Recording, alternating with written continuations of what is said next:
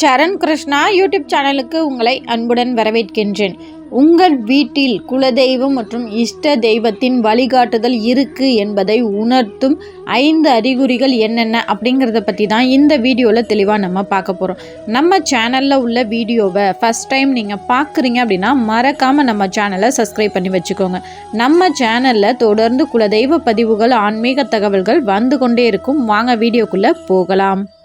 முதல் அறிகுறி என்ன அப்படின்னு பார்த்தீங்கன்னா, உங்கள் குடும்பத்தில் உள்ளவர்களுக்கு அந்த தெய்வத்தின் வழிகாட்டுதல் இருக்குது அப்படின்னா கண்டிப்பாக எந்த ஒரு தீய வழிகளில் செல்ல மாட்டார்கள். உதாரணத்துக்கு சொல்லணும் அப்படின்னா, இப்போ ஒரு கடை வச்சுருக்காங்க, இல்லை ஃபுட் கடை வச்சுருக்காங்க, இதில் நிறைய கெமிக்கல் போட்டால் நல்ல கலர்ஸ் இருக்கும், நல்ல வியாபாரம் பண்ணலாம் அப்படின்னு ஒரு வியாபார யுக்திகள் இருந்தாலும் நம்ம வீட்டில் உள்ள பிள்ளைங்க மாதிரி தானே எல்லார் வீட்லேயும் சாப்பிடுவாங்க. நம்ம எது கரெக்டானதோ அதை மட்டும் செய்வோம் அப்படின்னு சொல்லி ஒரு சிலர் நியாயமாக தொழில் செய்து அதில் நல்ல பலன்களும் பெறுவார்கள். அப்பேற்பட்டவர்களுக்கு அந்த தெய்வத்தின் வழிகாட்டுதல் இருக்குது அப்படிங்கிறத நீங்கள் கண்டிப்பாக தெரிஞ்சுக்கலாம்.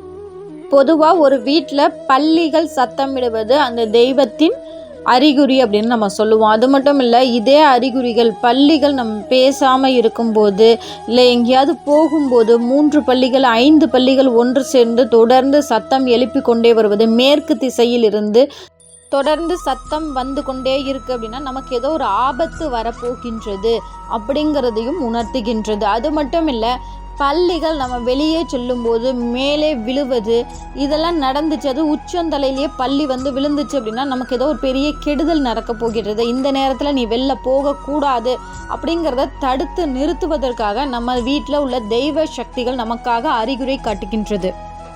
அதே போல் உங்கள் வீட்டில் யாரும் பேசாத போது, இப்போ நம்ம பேசும்போது அது சரியாக இருக்குமா தவறாக இருக்குமா அப்படின்னு பேசும்போது பல்லிகள் சத்தம் கொடுக்கும்போது அது நமக்கு சவனம் காட்டுது. இதுதான் கரெக்டாக இருக்கும், இல்லை இது சரியாக வராது அப்படிங்கிற சவனம் காட்டுகின்றது. இப்படி பேசாத போது 3 பல்லி 5 பல்லி சத்தம் கொடுக்குது அப்படின்னா உங்கள் வீட்டில் தொடர்ந்து தெய்வ வழிபாட்டை தொடர்ந்து செய்யுங்கள். முடிந்த அளவுக்கு ஒரு முறை குலதெய்வ கோவிலுக்கு சென்று வாருங்கள்.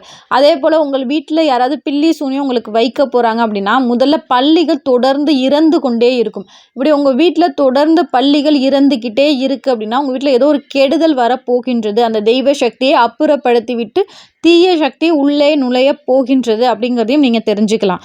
3வது அறிகுறி என்ன அப்படின்னு பார்த்தீங்கன்னா, உங்கள் வீட்டில் நீங்கள் வளர்க்கக்கூடிய செல்ல பிராணிகளாக இருக்கட்டும், இல்லை தெரு நாய்களாக இருக்கட்டும், நமக்கு யாராவது கெட்ட எண்ணங்களோட இல்லை யாராவது கெடுதல் செய்ய போகிறாங்க அப்படின்னா அவங்கள ஒருபோதும் உள்ளே விடவே விடாது.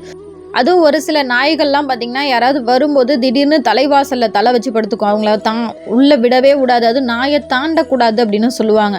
அதே மாதிரி குறிப்பிட்ட நேரத்தில் நம்ம வெளியே போகும்போது நம்ம வெளில போகக்கூடாது அப்படின்னு சொல்லி நாய்கள் படுத்துக்கும். இதற்கு என்ன காரணம் அப்படின்னு பார்த்திங்கன்னா, இந்த நேரத்தில் நீங்கள் வெளில போனால் உங்களுக்கு ஆபத்து வரும்.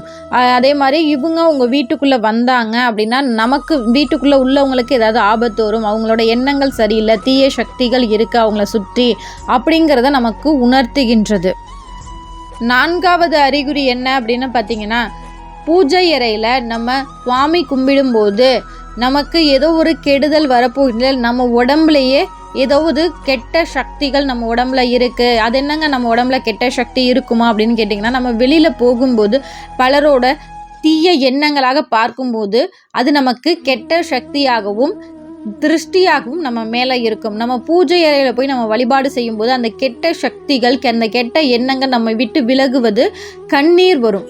நம்ம சுவாமி படங்களை பார்க்கும்போது கண்ணீர் வருவது, கொட்டாவி விழுவது, இது அனைத்துமே நம்ம கிட்ட உள்ள கெட்ட எண்ணங்கள் அனைத்தும் விலகி அந்த தெய்வத்திடம் நம்ம சரணாகதி ஆகிறோம். அந்த தெய்வம் நம்மளை புனிதமாக்குகின்றது அப்படிங்கிறத நீங்கள் தாராளமாக தெரிஞ்சுக்கலாம். அதே மாதிரி உங்களுக்கு ஒரு வேண்டுதல் சீக்கிரம் நிறைவேற போகின்றது அப்படின்னா உங்கள் பூஜை அறையில் உங்கள் குலதெய்வ படத்திலிருந்து பூக்கள் கீழே விழுவுது, நீங்கள் வேண்டுதல் வைக்கும்போது அப்படின்னா நான் இருக்கேன், நான் பார்த்துக்கிறேன், நீ கவலைப்படாத அப்படிங்கிறத சொல்லாமல் சொல்கின்றது உங்கள் குலதெய்வம். 5வது அறிகுறி என்ன அப்படின்னு பார்த்தீங்கன்னா, இது ஒரு சிலரோட வாழ்க்கையில் உண்மையிலேயே நடந்திருக்கும். எங்கேயாவது போகலாம் அப்படின்னு சொல்லி எல்லாம் டூர் பிளான்லாம் பண்ணிட்டு போவோம், இல்லை வேறு எங்கேயோ ஒரு விசேஷத்துக்கு போகலாம் அப்படிங்கிறப்ப சொந்த கார் வச்சுருக்கும்போது அந்த சொந்த கார் திடீர்னு எடுக்கவே எடுக்காது. என்னன்னு தெரியல, நல்லா தான் இருந்துச்சு காரு, திடீர்னு ரிப்பேர் ஆயிடுச்சு, என்னன்னு தெரியல. யார்ட்டையாவது வாடகை வண்டி வாங்கலாங்கிறப்ப அதுலேயும் பல தடங்கள் வந்துக்கிட்டே இருக்கும். ஏன்னா இந்த நேரத்தில் நம்ம போகக்கூடாது. ஒரு சிலருக்கு குலதெய்வ கோவிலுக்கு போகிறதுக்குமே இத்தனை தடங்கள் வரும். அது பார்த்திங்கன்னு வச்சுக்கோங்களேன், நாணயம் முடிஞ்சு வச்சு அந்த தெய்வம் வீட்டிலலாம் நல்ல தெய்வம்லாம் சமணம் காட்டும். ஆனால் ஒரு நாள் இப்போ குறிப்பிட்ட நேரத்தில் நம்ம அந்த குலதெய்வ கோயிலுக்கு போகும்போது அந்த தடங்கள் வரும். அதுக்கடுத்து மறுநாள் நீங்கள் அதை திரும்பி முயற்சி பண்ணும்போது அந்த தடங்கள் இருக்காது. ஏன்னா இந்த நேரத்தில் நீ வெளியே வரக்கூடாது. இந்த நேரத்தில் ஒரு சிலருக்கு பார்த்திங்கன்னா இரவு நேரங்களில் பயணம் செய்வது அந்த கிரகங்களின் பெயர்ச்சி பாதகமாக இருக்கும்போது இரவு நேர பயணங்களை தவிர்ப்பது நல்லது அப்படின்னு சொல்லுவாங்க. அது போன்று உங்களுக்கு கிரகணங்களின் பாதகமான சூழல் இருக்குது, இந்த நேரத்தில் நீங்கள் பயணம் செய்வதனால உங்களுக்கு ஏதோ ஒரு கெடுதல் நடக்க போகுது அப்படின்னாலும் குலதெய்வம் இது போன்று செய்யும். இதெல்லாம் உங்கள் வாழ்க்கையிலும் நடந்திருக்கு அப்படின்னா மறக்காமல் எங்களோட கமெண்ட் செக்ஷனில் ஷேர் பண்ணிக்கோங்க.